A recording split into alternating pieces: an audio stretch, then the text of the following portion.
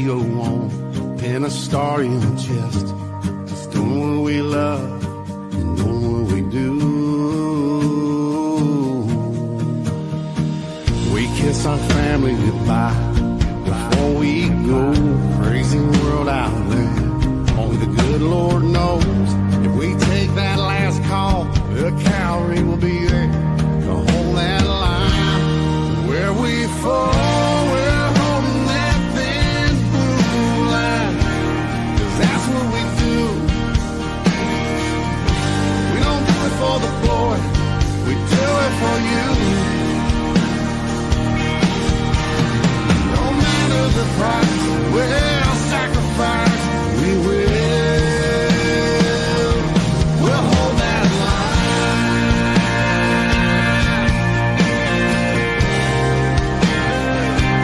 We'll hold that line.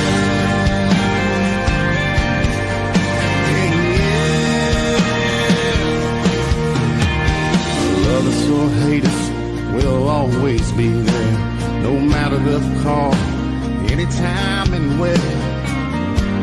Just do what we love, yeah, do what we do. Blue lights and sirens, yeah, it's time to go. No time to defund us. You should know that we're not perfect. We're human, we're flawed. Just say to some grace for the sake of us all. We're holding that thin blue line, 'cause that's what we do. We don't do it for the glory, we do it for you. No matter the price, we'll sacrifice, we will. We'll hold that line.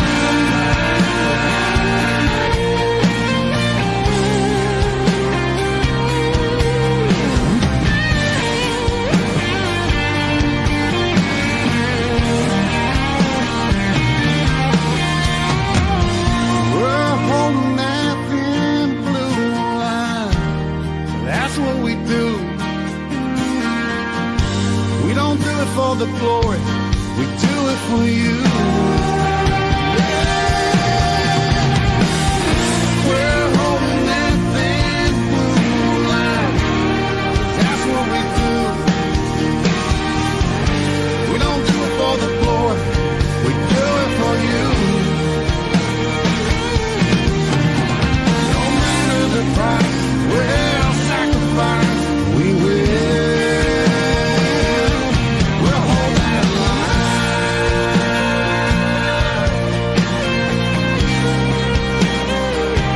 We'll hold that line. Yeah, yeah.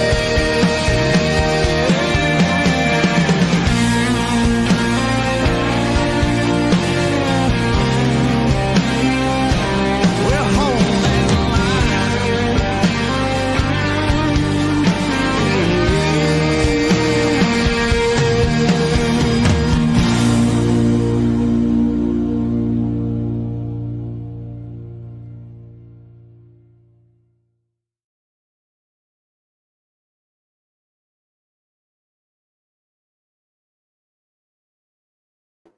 Man, Benny, that is the perfect song for this video. Who's singing it, by the way? It's a country song. It's called "Hold That Line" by Chris Darlington. Never heard of Really? him, but found it, and there it was. Oh, so you didn't pick it, Steve? No, that's the first time I'd heard it too. Oh, I'm not my usually a God. country western fan, but good choice, Benny. Yeah, neither am I. Not at all, man. But you know what? Perfect song. Guys, we have so much to cover. We're excited to have you back, Big Steve. And you know what? Before we get started, we got Mike Martinez, a legend from Colorado. Mike, I hopefully you got a chance to read what that woman made. She made a wonderful comment about the services that you provided when you were her probation. I was going to say parole, but no, federal has probation officer for her and her brother in Colorado. And that statement was heartfelt. Thank you, brother, for all the great work you do. We got our sister watching us all the way from Riverside, Ceci.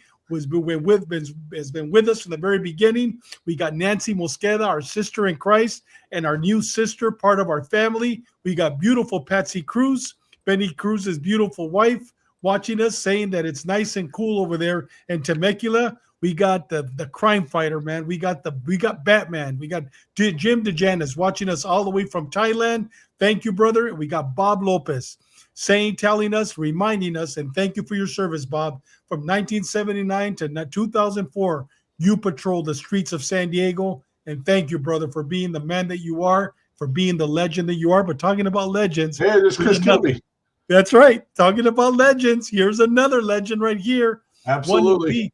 And you know what? You worked with him, Steve. I did. So I think you're probably going to agree. He's probably one of, and he's very humble, Chris is, but probably one of the best robbery and gang detectives in the history of San Diego PD. Well, that I had the privilege of working with. I mean, a true legend. Would you agree with me? Oh, yeah. No, Chris is one of those detectives that you do not want him on your case if you're a crook. So, because he won't let up until he catches you. So, yeah, he's, and that's the best compliment I can give to detectives is that. So, yeah, no, Chris is nails. He's up there. And you know what? One of the best, and we got Chris Hastings watching us all the way, another legend with CBP, watching us all the way from the Philippines right now. Thank you, brother. We love you. We thank you.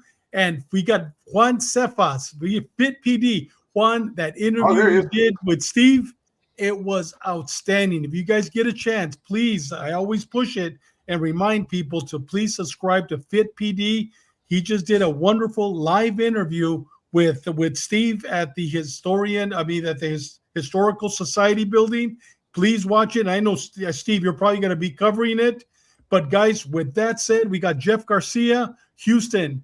Got you here. We got your 6. Thank you, brother, for watching us all the way from Houston. And there's more coming in, but we're going to stop here because Benny has some wonderful announcements to make.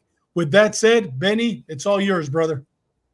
Well, instead of calling them shout-outs, we got a couple of mentions. One yesterday, I never forgotten, is Carlos Chacon. Yesterday was his birthday. So he's definitely deeply missed. Rest in peace, Carlos. He'll never be forgotten.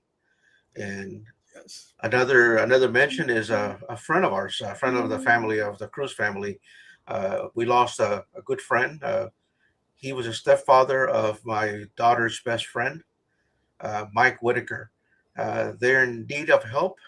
There is a GoFundMe going on right now for them, for the family. So if you can, please help support the family. He lost a battle with he had heart problems, and he lost a battle with his heart, man. It's sad news.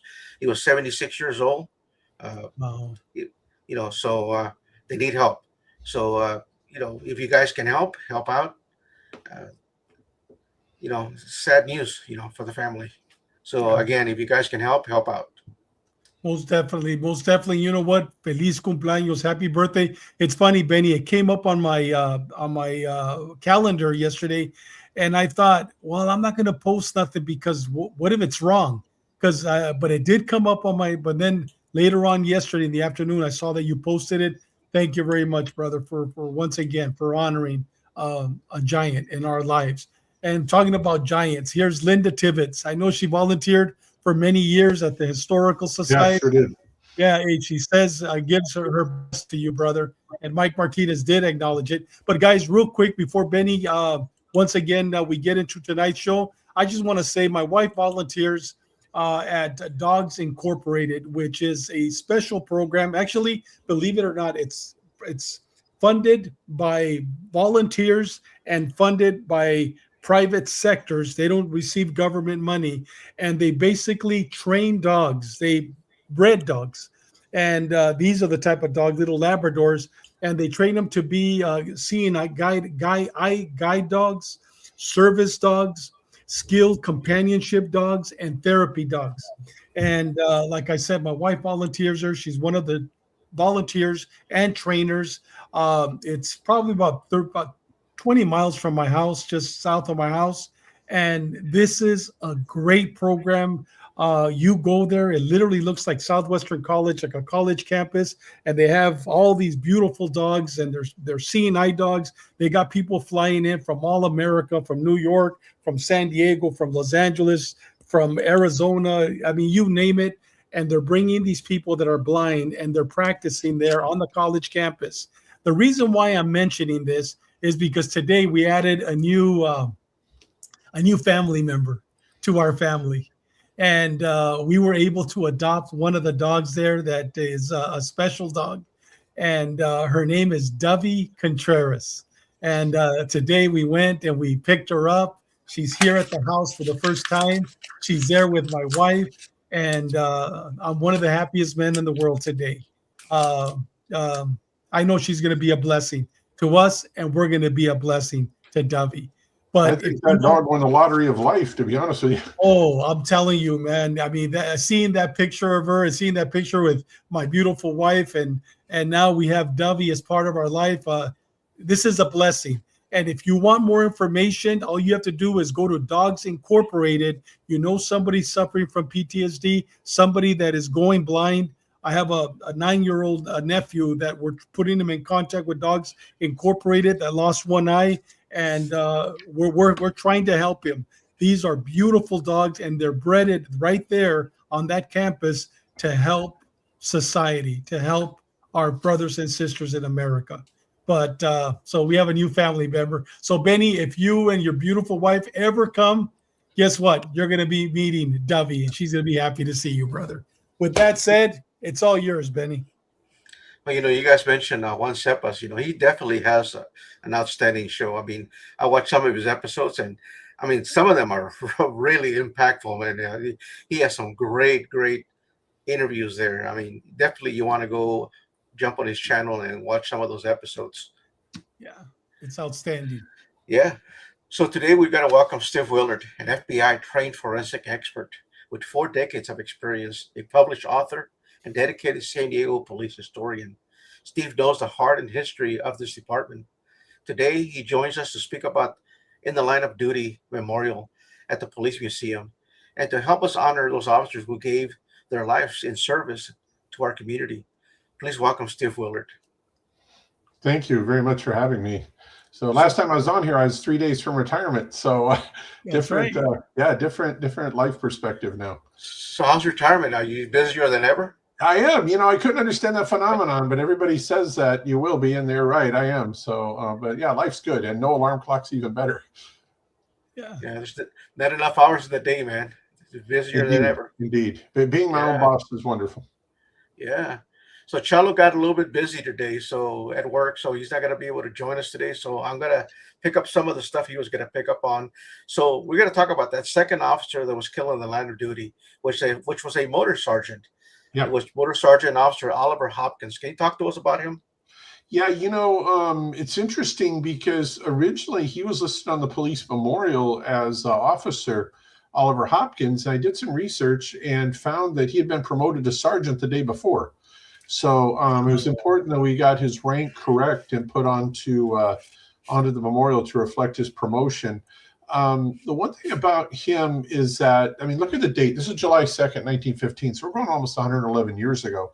But earlier this year, a couple of our researchers at the Police Museum, Tom Giaquinto being one of them, Pat Vincent being another, tracked down information on Hopkins' family and a private eye who is former STPD officer named Bill Papenhausen. Anyways, so they tracked down the family of Oliver Hopkins. And why that's important is that we have at the museum, and you saw in the intro, a number of police cross medals. Those are the medals you do not want to get because it means you're killed in the line of duty.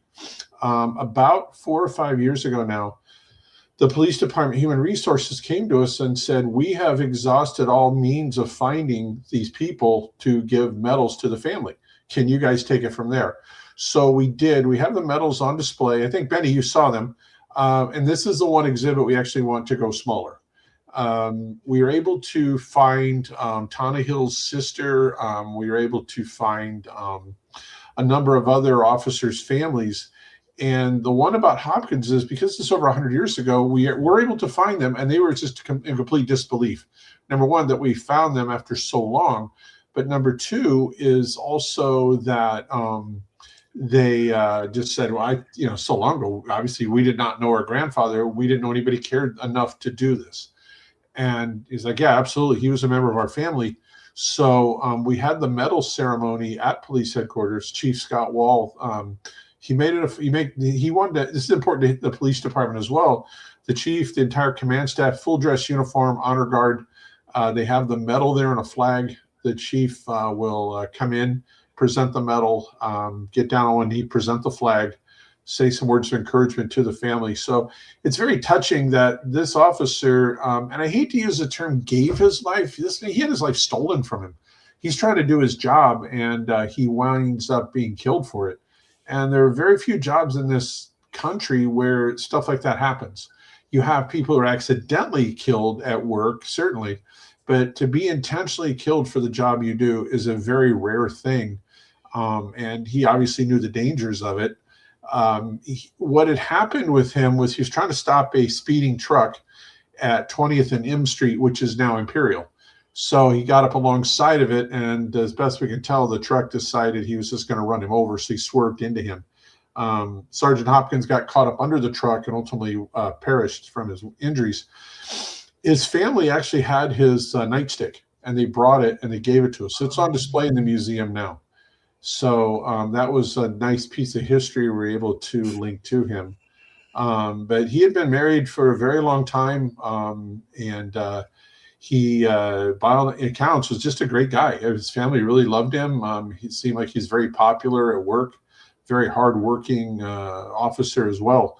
So when news came out that he had been run over, the chief of police was Keno Wilson at the time. Keno Wilson grabbed his gun, put it in his holster, and he led the charge to go find the suspect. And they ultimately did find him. So he obviously meant a lot to everybody that he worked with and around. So, but that's what we know about Oliver Hopkins. And think about this too. Motor officers today is a dangerous job, but 100 plus years ago, more than half the streets in San Diego were not even paved. So he's riding out there on unpaved streets. He's on a motorcycle that would be dangerous under any circumstance, and no safety gear, no helmet. He'd have goggles and his hat and a pair of gloves, and that was really about it.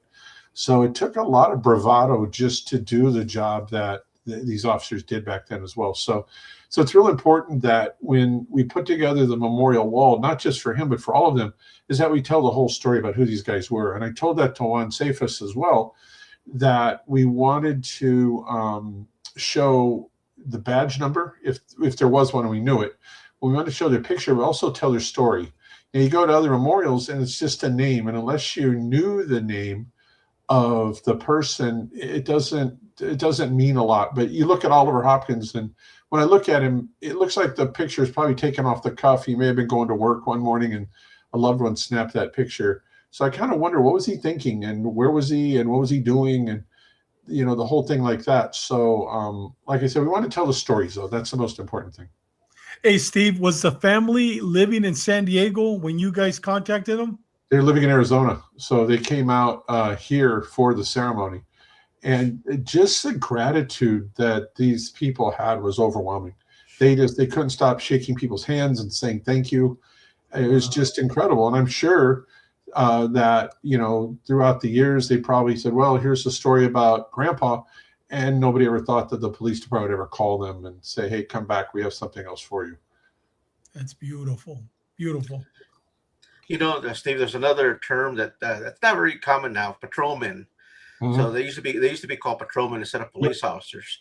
So the patrolman Walter Holcomb, I believe, I don't want to beat up on the last name, he was the third officer to die in the line of duty. Can you tell us about those circumstances? Yeah, he was. And from what I understand, he was quite an individual. The officers regard him as the strongest and most fearless officer on the police department. So I got to think there's a lot of stories as to how he got that reputation. You look at him, he's a pretty hulking big guy. And keep in mind, at this time period, the average male was only about 5'7" and weighed about 140 pounds. I think it's safe to say he was a lot bigger than 5'7". He certainly weighed more than 145 pounds. So I would imagine that if, somehow we were able to find people who knew him or made diaries about him, there's a whole host of colorful stories about him. But what happened with him was this was during the Spanish flu era of 1918, 1919. And there's a lot of similarities to COVID, but the Spanish flu is a little bit different in that the people that it hit the most were people between 20 and 40. It didn't seem to hit young people and didn't seem to hit old people. But for that age range, they were in grave danger. And if I'm not mistaken, he was in his mid to late 30s. He got a call of a sick individual at the Santa Fe Railroad Depot, the one we still know, it's still there today. So he goes down to check on him. And at that time, officers did not have police cars. They drove their own cars and were paid a stipend for doing it. Looks like he loaded the individual into the car and tried to take him to Mercy Hospital. He got there, and one of the things about the Spanish flu is if it was going to kill you, it would turn your feet black and your body blue. And in some cases, you'd die within 4 hours. It was just vicious the way it would take you. So he fell ill really quick. He actually lasted a day or two in the infirmary before he passed away. But we wanted to recognize him. He's officially listed on the police memorial. One of the interesting things is that we found other individuals who also died of diseases in the field. And they're listed on the museum mortality roster, but they're not on the police department's roster for just a variety of reasons. I think what made Holcomb so compelling is that he passed away so quickly, and they're able to just immediately articulate, what happened to him. In the case of the other officers, 3-4 months down the road, they would pass away from injuries or illnesses. And at that time, the city just didn't recognize it. So fortunately, he has been memorialized. We're working to memorialize other officers as well. But yeah, that's what we know about Walter Holcomb. He did have a brother named Ray Holcomb who did a 20-plus year career on the police department. And he was more of a slender guy. But like I said, Walter looked like he could probably hold his own in a wrestling match. So then we have another patrolman, Joseph Sylvester, who Yeah, was the fourth officer killed in the line of duty. Let me check on something. See, he's also got badge number 39, but you notice that his badge has motorcycle officer. Right. Yeah, Joseph Sylvester Lee. Now it's interesting. There is an officer, Joseph Lee, in the police department now. I don't know if there's any relation. That's kind of a common name. But yeah, Joseph Lee was a motor officer. He actually, in this photo, and this is the only photo I've ever seen of him, he looks like a guy you probably wouldn't want to tangle with, and maybe even did debt collection for the mafia on the side. But another guy that, he's probably a guy you really didn't want to fool with. But he wound up chasing a speeder, and same thing, same circumstances. He's riding a motorcycle. Half the streets are not paved in San Diego. He was at Indian Cedar when an oil tanker truck pulled out in front of him. He hit the truck and flew across the street, went headfirst into a telephone pole. So if there's any positive side to that horrific story, is I would imagine that it came very quickly. He didn't have time to suffer. But it's interesting to note that a lot of the early officers killed in the line of duty were motorcycle officers, just because of the lack of safety equipment and the very, very dangerous job that they were doing, speed enforcement with very primitive machinery. It looks like he was survived by a wife, but he's one of the few we really don't know a lot about. And of all of the police crosses that we have at the museum, we have his. I'm kind of the least confident that we may ever find his family. I don't know that he had any children. So if that's the case, his lineage would have passed away at the moment of his end of watch. So, Steve, what's the deal with the badges having the same number? So now we'll get to that in a minute, but there is a strange coincidence with badge number 22. One of the guys that's not on the PD roster, but he's on our, it's Charles Harris, but there's another guy named Herbert Webster. Webster was shot in the face in the line of duty in 1954. He ultimately passed away in 1951. He did not have a good life after his injury. He suffered a traumatic brain injury. He wound up suffering a lot of medical problems and ultimately died of pneumonia in a veterans hospital in Long Beach. We've tried to make the argument that his death was directly attributed to being shot in the line of duty. We just don't have enough compelling evidence to get the state of California to buy off on that. That shooting was unsolved, and the detective you're looking at is Charles Harris, is also unsolved. There's only 2 murders of San Diego police officers in our history that are unsolved, and both of those individuals were wearing badge number 22. So kind of an interesting ghost story there. I don't know if the badge would have been cursed, however, because we found a couple individuals who wore badge number 22 that actually had pretty distinguished careers. But it would be important, and this is one of the other reasons I was telling Juan Cephas when we did the memorial wall, to have those badge numbers so we could get them out of circulation.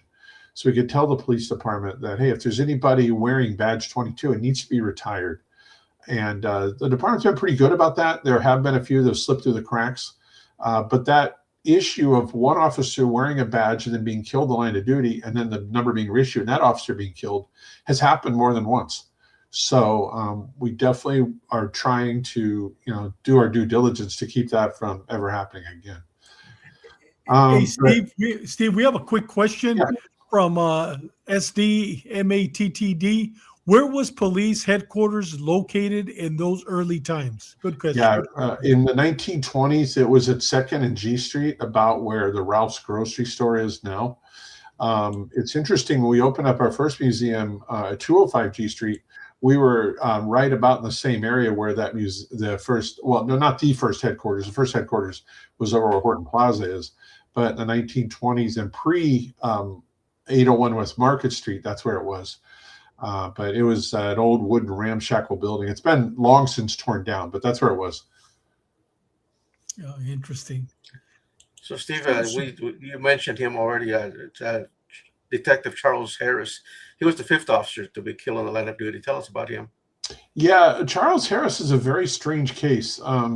So what had happened was in the 1920s, 1927, and actually go back a little further than that, Balboa Park has always been kind of the wild, wild west, believe it or not. There were a lot of robberies in the park in the 19-teens, 1920s, to the point where they had officers, female officers, walking the park posing as bait, trying to get robbed, and they were actually involved in a couple officer-involved shootings.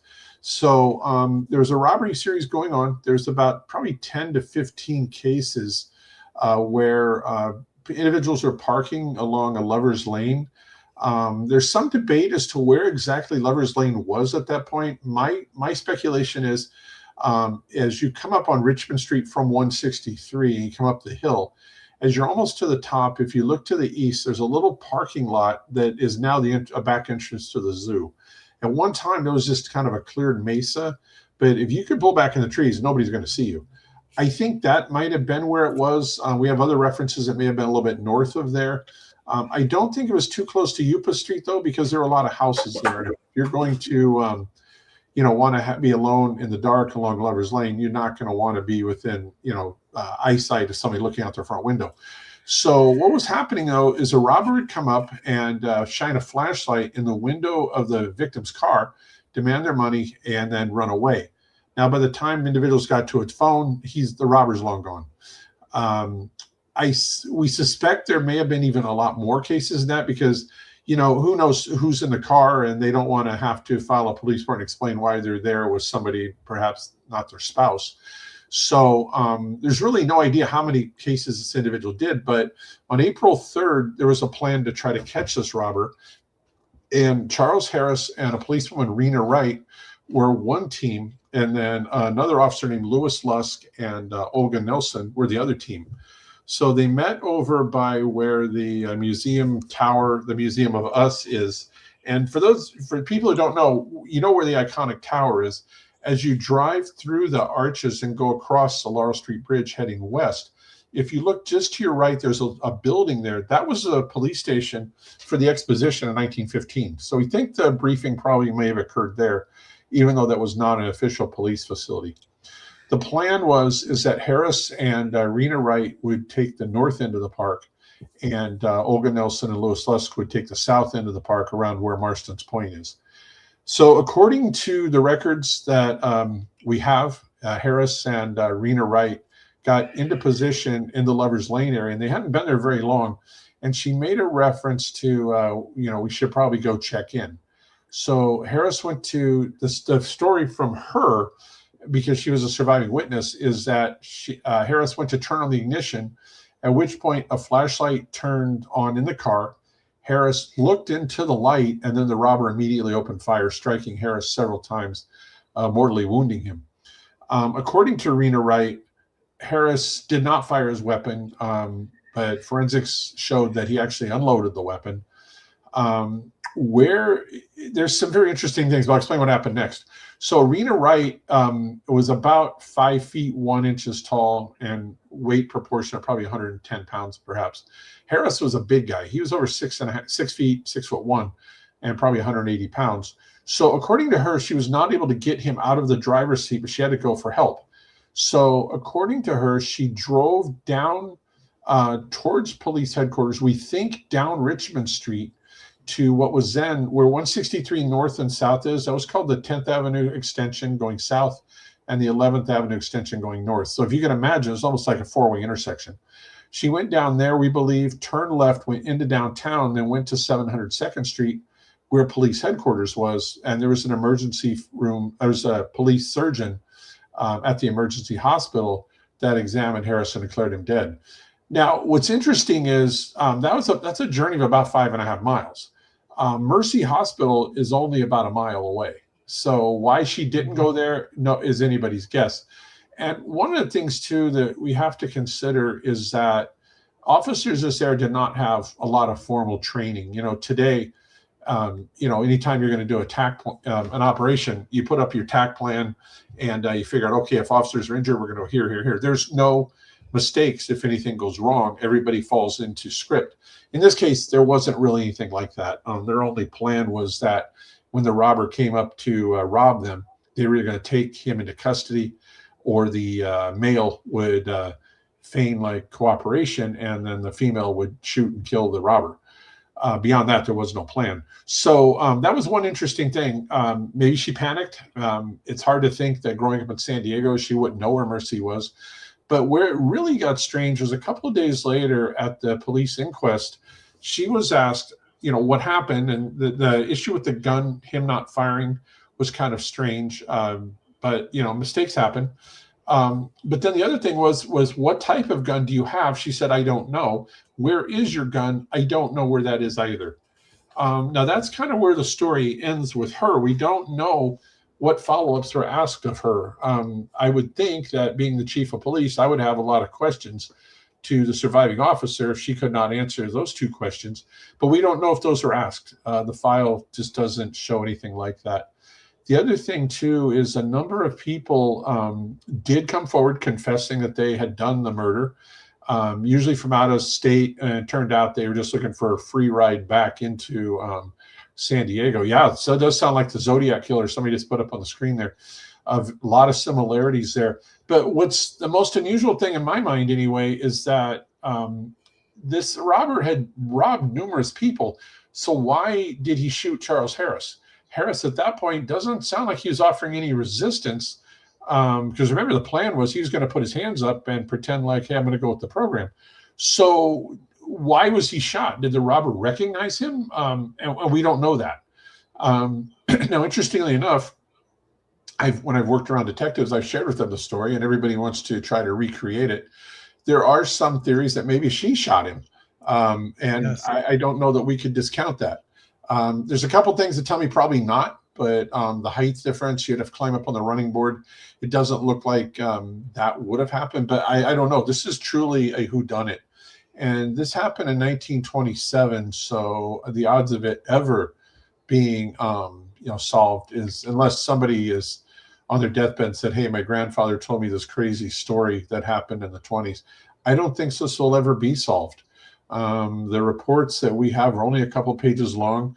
I did, through the help of Tom Giaquinto in my last book, Deadly San Diego, we did a chapter on this story in depth, and we went through the transcripts of the inquest. And like I said, there's more questions than answers. Somebody's asking, how do women get recruited in the force back then? We actually had police women. Yeah, we've actually had policewomen since about 1910. They were called matrons at first, but the first official policeman was 1913. And for perspective, women did not have a right to vote until 1920. The policewomen did have full powers of arrest. They believe it or not, they received equal pay for equal work. So the standards to be a policeman were higher. They had to have a college degree. Now, Olga Nelson, interestingly enough, her and her partner, Louis Lusk, Olga Nelson had a record of outshooting every man on the police department. She was a champion pistol shooter. So had she been in this might have turned out very differently. If the suspect opened fire, my guess is she probably would have shot and killed the suspect. She had been involved in an officer-involved shooting about a year before when a guy tried to attack her, and she shot him in the knees to disable him. So she was definitely skilled with the pistol. We have no idea of Rena Wright's abilities with that. So we got to know Charles Harris in a couple of ways. He was survived by a 10-year-old niece who we met in the late 1990s, early 2000s. And she said, yeah, it's a bad lady, absolutely. We met his niece, Gwendolyn, and she said that she was raised by Charles Harris and his wife. And she said that, I said, he looks like a pretty tough hombre. And she said, oh, no, he was a pussycat. Well, I imagine that to a 10-year-old, and that being the uncle he probably was, I would be very terrified as a crook if he walked in the room and said, I need to talk to you. So he just, one of the other interesting things, if you believe in conspiracies, is we did find some reference to Charles Harris having been very critical of the chief of police, James Patrick. Shortly after this, James Patrick was fired, and he was replaced by Joe Duran. Whether that was related or not, I don't know.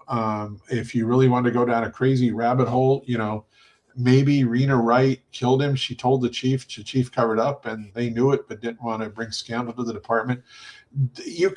There's enough evidence to make that argument because there's such a lack of evidence to counter that argument. But there's all kinds of other arguments you can make too. It could have been somebody he arrested at some point who just recognized him and was afraid he would be ID'd as a suspect in the robberies. Now, interestingly enough, a few months after this occurred, and this was one of the more high-profile cases in the city, the robberies started back up again, and to this date, those are unsolved. Now, whether it was the same person or a copycat, we don't know. And you think about, the lack of evidence and trying to get to a phone. It was almost the perfect crime back then. You had ample opportunity to get away. So, again, we don't know if that was related, if this is a one-off. There's just so much we don't know about this case. Hey, Steve, a quick question. Yeah. During that era, you had Tijuana. I mean, Tijuana's been there for many years. Did you have a lot of robbers coming across the border and committing crimes and going back to Mexico at the time, during that era, during that time? Yeah, it's hard to say. I haven't seen a lot of records of it. And, one of the interesting things, too, is keep in mind San Diego is very small in a lot of ways. Cars are not fast. The roads are not paved. So now, we could get from downtown into Tijuana in, 12 minutes? Back then, it could take you half a day. So I don't know that it was that efficient back then to do that. The only time we ever saw really stuff coming across the border was during Prohibition. There was a lot of rum running. You'd get guys who would load up boats down in Mexico and head north, and they would stage out at the Coronado Islands, the 3 islands off the coast of San Diego, not the one we're more familiar with at the Hotel Del. And then they would make their way north through the cover of fog. But no, never really saw anything like that. We did have a case one time where some individuals were leaving the Ala Caliente Hotel, and they had $185,000 in cash in 1929. So think about how much money that is. They were couriers bringing the money up into the United States to deposit it in the bank, and they were ambushed. And that wound up being San Diego's first machine gun robbery. The guys were killed. Ultimately, SDPD did solve the case and brought everybody to justice. But yeah, that's the only time I ever really heard of a cross-border robbery was something like that. Oh, it's interesting. What's your gut feeling, man? I think it was somebody who knew him, but again, I put this before some detectives. We've analyzed all the evidence. I don't know that. I would say absolutely not that she did it. If that's the case, maybe he made a pass her in the car and she said, "Oh, how dare you?" One thing led to another. But what we do know is that the shots came from outside the vehicle. So if she was going to shoot him, if say he reached over and maybe groped her or something and she was to shoot him, that shooting most likely would have occurred inside the car. So she would have had to get out, come around, and to make up for the height difference and the, where he was sitting, she would have had to climb up on the running boards. There's just no evidence of that. So for everything you could say, yeah, this is it. You could have two pieces of it and say, no, you're not considering this. My best guess is it probably was somebody he had arrested at some point. San Diego was not all that big back in 1927. So definitely all the cops knew all the crooks and vice versa. So my guess is that the robber simply realized, oh crap, it's a cop, and maybe panicked and shot him like that. But again, that's just a guess. I simply don't know. Definitely a good cold case, man. Oh boy, the coldest. Yeah. So let's jump over to Patrolman Robert Powers, the 6th officer killed in the line of duty. Yeah, this one, he was on a motorcycle as well. And like I said, motor officers pay a heavy price. But this one really didn't have a lot to do with the safety equipment, because he was killed in a head-on collision by a drunk driver driving the wrong way at the north end of Ryan Field, which is about where Lindbergh Field is now. We're not quite sure exactly where this happened. Using the indicators based upon back then, it might have been north of the runway and south of MCRD, which now doesn't exist, but somewhere in that area. And Robert Powers was working at night, and he had told his wife too. He had a premonition something bad was going to happen to him. He had gotten in a wreck on the motorcycle a few months earlier, and told his wife that, I have a feeling that the next crash I'm going to be in is going to kill me. And he was absolutely right. But yeah, he's working at night, and the car comes up from the other direction, no headlights on, in the wrong side of the road. And it doesn't look like he had any time to react. It hit him head on. He went through the windshield and was killed almost immediately. We did locate his family for a police cross, so they will be getting one here in the near future. He was survived by a wife and a daughter named Anna, who actually, in tribute to her father, changed her name to Roberta. So once we figured out the name change, it was somewhat easy for our team of skilled investigators / researchers to track down the family that way. Roberta's since passed away, but there's grandkids, so we're working on getting them to the next medal ceremony. Unfortunately, there's been some SDPD officers that have lost their lives to drunk drivers and or been severely maimed. And then the most recent officers killed in the line of duty were hit by the head-on driver on Interstate 905, Detective Jamie Park and her husband Ryan. So this is something that could happen today as well. It's just somebody comes around a blind curve in the wrong lane. You just don't have time to react. And unfortunately, that's what happened to Officer Powers. So then we have Patrolman Robert McPherson. He was the 7th officer killed in the line of duty. Yeah, Robert McPherson was working in the city jail down at 700 2nd Avenue, so 2nd and G Street. And there's an individual named George Zur that was an inmate, extremely violent man that had been, he was jailed for beating his son. I believe it was either a hose or a board.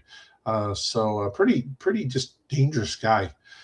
He wound up luring McPherson into his cell. And I don't remember if it was by feigning an illness or whatever. McPherson went in to render aid, and he attacked him and severely beat him.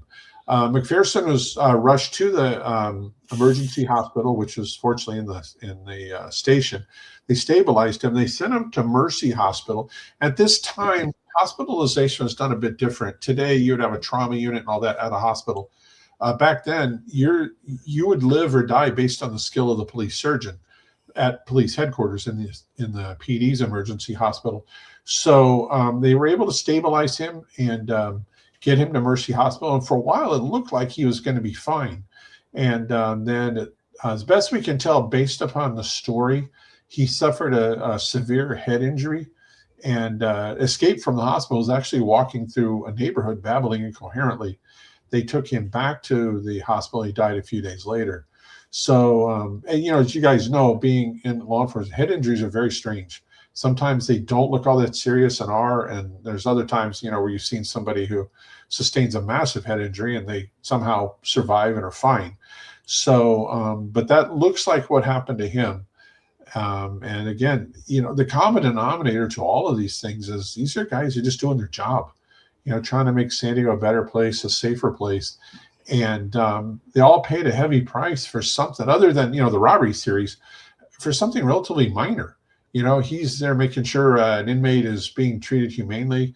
You had Powers, just on routine patrol. You had Walter Holcomb try to get somebody to the hospital, Joseph Lee trying to apprehend a speeder. The question is, do you have any during that era, do you have any information on what the working relationship was like between SDPD and the sheriff's department? Yeah, you know what? It was actually very good. There is a deputy sheriff. I don't know if you heard of this guy, Benny, named Blake Mason. Everything I've read about Blake Mason, that man should have wore a cape with a big S on his chest. He was involved in just a ton of stuff. And for every SDPD case, he somehow figured out a way to get involved in it as well. And he was quite a skilled investigator, but also in some of the stories I've read on him, very fearless. He always made sure to somehow be involved in helping apprehend the criminal. And it looked like he was just one of those big, strong, silent types. And he looked exactly as you would expect. The dark hair, the rugged chin, the fedora that he wore kind of at an angle, and, the suit. He looked like, your old-time detective. But yeah, the relationship was very, very good. At that time, the sheriffs were somewhat of a smaller agency.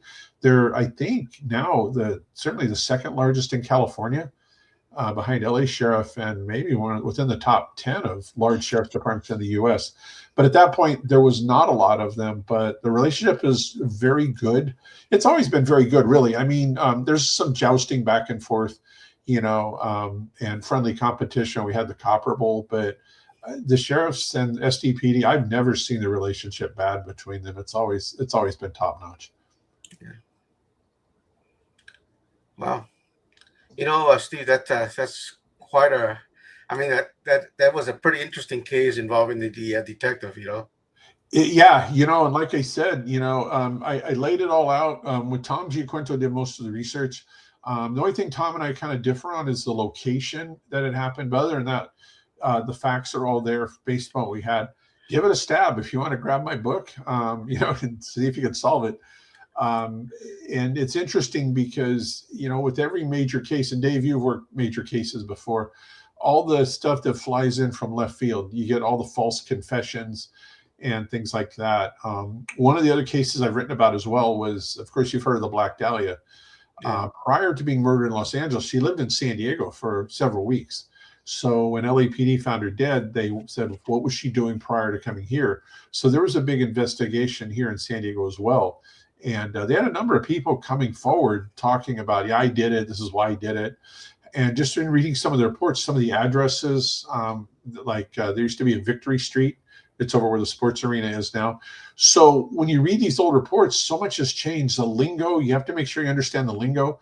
It'll reference locations that you go, I'm not following where that is. So you got to go back and track that down as well. So there's a lot to it. But like I said, it would sure be nice if somebody answer the question, who killed Robert Harris or Charles Harris? Hey, Steve, there's a woman, I'm trying to think of her name, wonderful woman. She used to take pictures and she used to teach CPR at the academy. Okay. And she was writing a book on the Black Dahlia. Oh. Something that Margie, what was her name? I know you knew her. She worked for the police. You know what I'm talking about? Yeah, skinny blonde woman, I think. No. This one had dark hair. She had glasses, always had a camera. There's a Sandy Small. Was it Sandy Small? No, Marcy. There you go. Thank you, Juan. Marcy Worthington. Marcy Worthington. Marcy Worthington. Thank you, Juan. Yeah. You know what, Marcy? I love that woman. She was a great woman. Good. I think she was a reserve, right? Yeah, I think she was reserve? Too. Yeah, I believe that's correct. She's on Facebook, and a lot of historical stuff will pop up, and she'll make comments on there. But yeah, she was into everything, and she always has a very interesting perspective on things. Have you ever talked to her about the Dahlia case? I have not. I didn't realize that she was writing a book on it. You know what? She has information very, if you I don't know if you have her number, please give her a call because Okay. she has a lot of really good information, historical facts on that one case. Yeah, And it's interesting. yeah, And where the Black Dahlia even lived no longer is there. It used to be over a military housing, old World War II stuff that had been put up. And we had an artist one time. We found an old picture in the newspaper of the location. He recreated what the location looked like by hand, and it's actually pretty cool. I've used that picture in one of my books, and you can kind of get a glimpse of what the life was like. She used to always hang out. Yes, she hung out. Spreckles Theater was the Fox Theater. It's now the Urban Outdoors. Urban Outfitters down at Fifth and G Street, I believe. So, but yeah, she was homeless. She lived on Camino Pedrero was the name of the house or the location. I think it was like 2748. And then she hung out at Sheldon's Cafe. If you remember Sheldon's over in Mission Bay, they tore it down and put a McDonald's there now, but it's at Mission Bay and Garnett, right in that area. But there used to be an old Sheldon's, and I used to go there for breakfast a long time ago, not realizing that was the same place that she had hung out in the 1940s. wow. So is Elizabeth JB saying Elizabeth Short? Is that who Dahlia was? Yeah, Elizabeth Short. Is that who it is? Okay, that's Yeah. interesting. Hey, Steve, how many officers have we lost in our history? It depends on how you define it, because, like I said, the museum defines it a little bit differently. I believe the number is 34 for STPD, but officially on the Granite Memorial outside of headquarters. We have a few extras there. We found a guy, two people in the 1915s that became ill due to duty-related diseases that he contracted and died. And we found documents literally back and forth between the chief and the city saying this person contracted disease, they deserve a disability pension.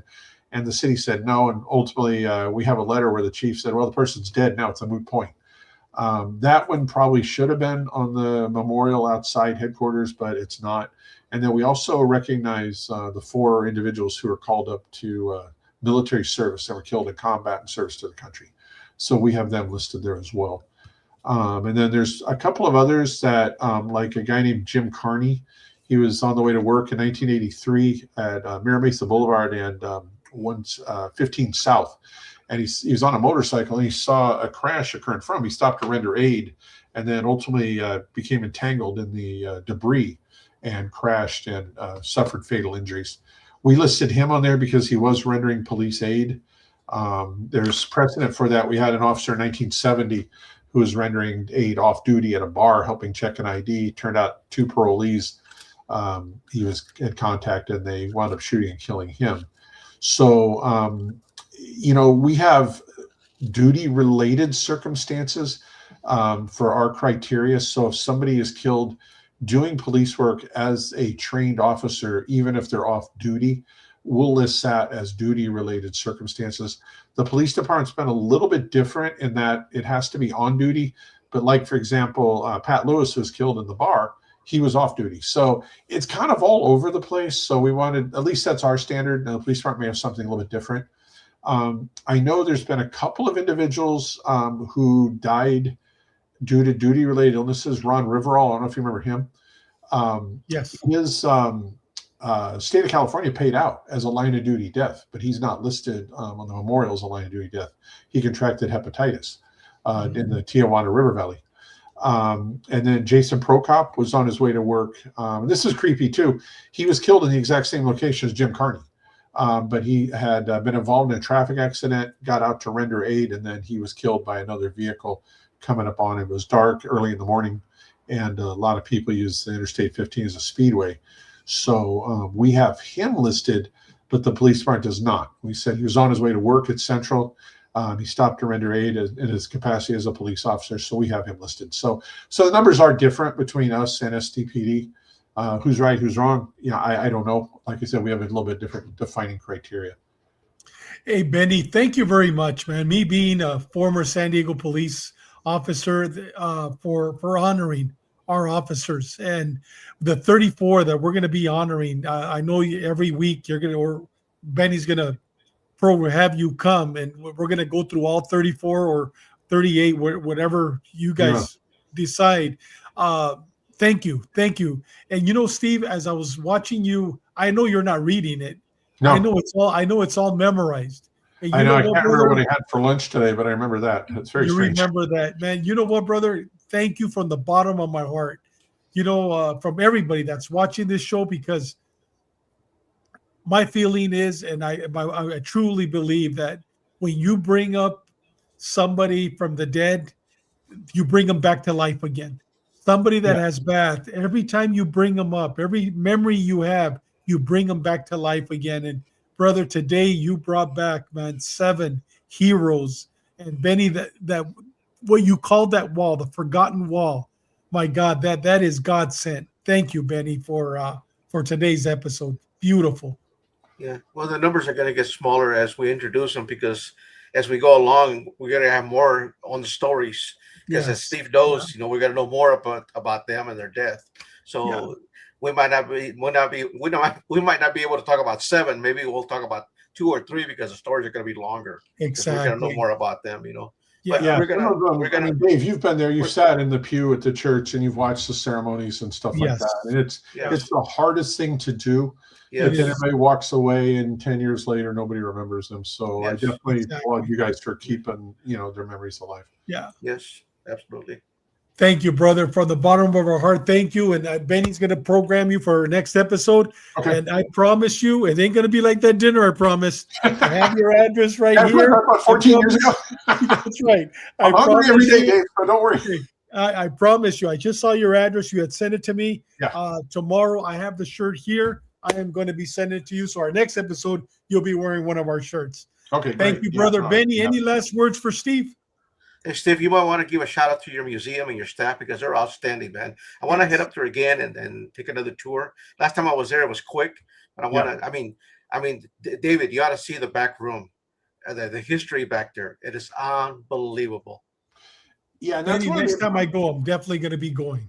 I'm glad you brought that up, Benny, because we are a team, and I always tell people, I write books, but these aren't my stories. I'm just a guy who happened to witness stuff, and I'm lucky enough to be able to put it down and then put it out to the public. But behind the scenes, that we have a number of people that just dedicate a lot of time and effort to bringing this stuff alive, and it's pretty exciting too. Somebody say, "Hey, guess what I found?"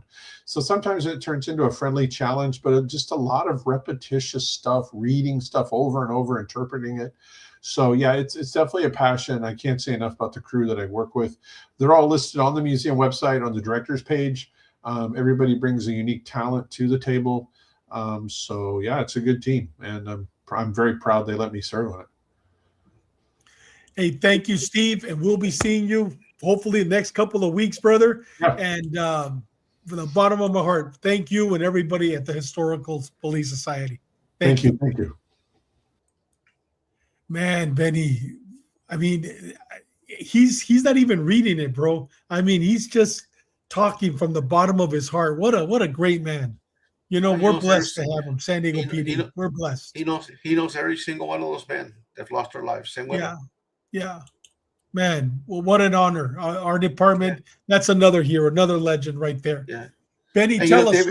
Go ahead, brother. And we're going to cover also the our deputies that have died in the I was going to ask you about that. Yeah, we're going to cover that. So perfect. Yeah, I can't say I can't wait, but you know what? Like I said, every time we mention their names, every time we tell their stories, we bring them back to life.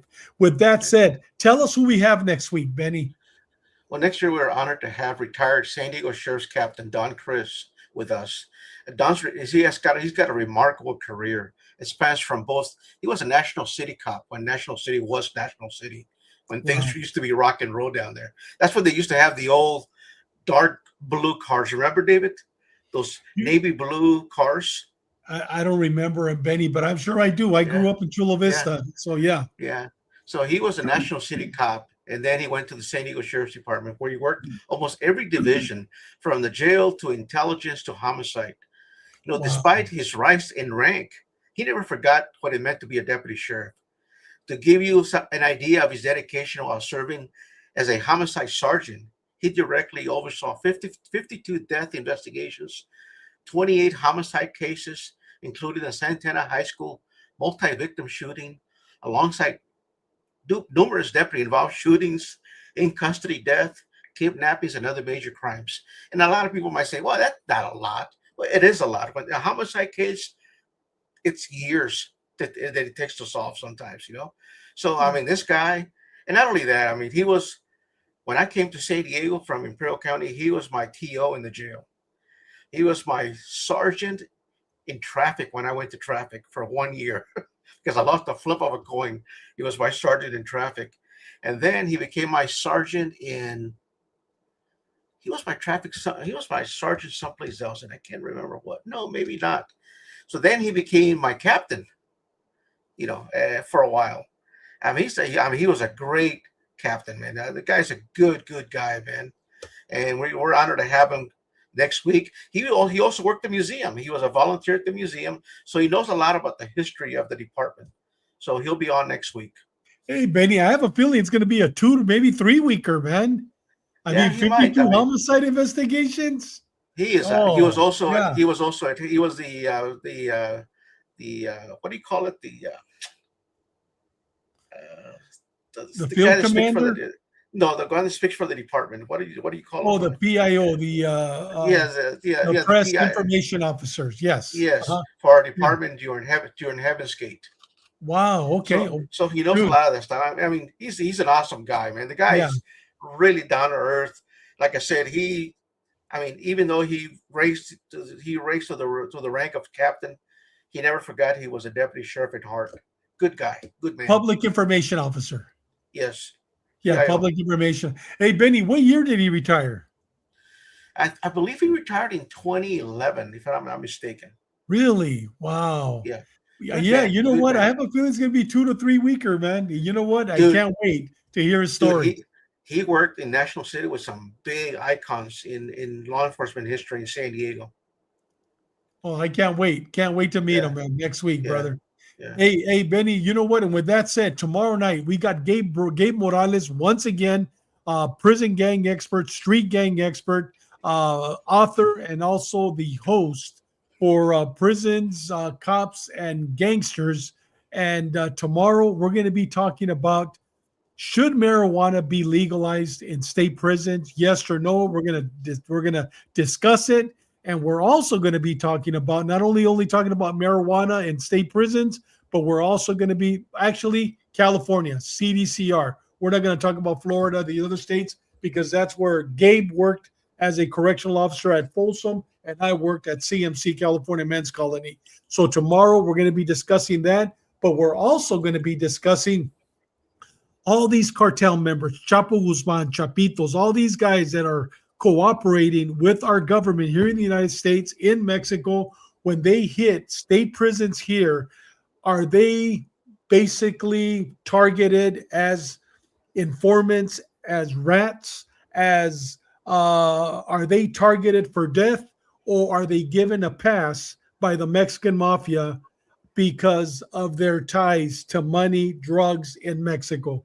So we're going to be discussing that, but we're also going to be having an ex-convict who did state time in California, did federal time, and now is in hiding. He is going to be coming on our show with us. He's not going to be showing his face. So you're going to hear the perspective of cops with Doug, myself, and Sean, a correctional officer. I'm taking the hat off, and Gabe Morales, and an ex-con who knows both subject matters. He's not going to show his face. We're only going to hear his voice, but it's going to be a great episode tomorrow. So at 12 o'clock Pacific Standard Time, have your cigar, whether you smoke or not. Forget about the cigar. Have your water, have your whiskey, whatever. We are going to have a debate tomorrow. It's going to be a great episode. So please join us on Ash Wednesday tomorrow. It's going to be an outstanding debate.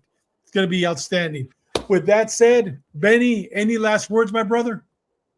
Well, today we heard about 7th officers that lost their lives in the line of duty. Let's learn from that.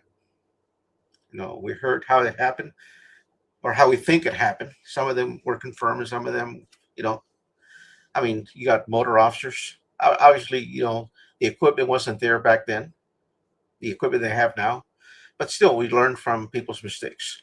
So, yes, be safe out there. head on a swivel, wear your equipment, know your equipment.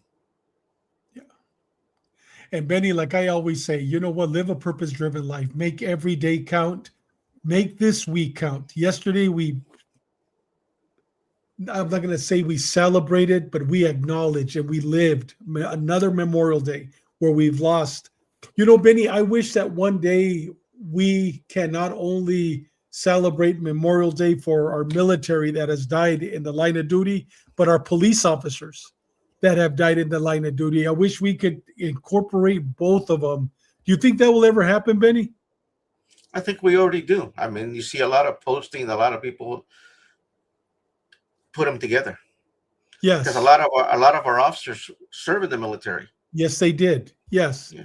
And I was going to post it yesterday, but living here in Florida, I didn't want to post it because I don't know what their stand is. But you know what, Benny? You're absolutely right. I'm going to start posting it because you know what? They died for this country. They died for their cities. They died for America to make it a safer place. And with that said, like I said before, live a purpose-driven life. And you know what? No matter what you're going through, trust the process, but above and beyond, trust the author. And our author is our Lord and Savior, Jesus Christ. We'll see you tomorrow at 12 o'clock on Ash Wednesday.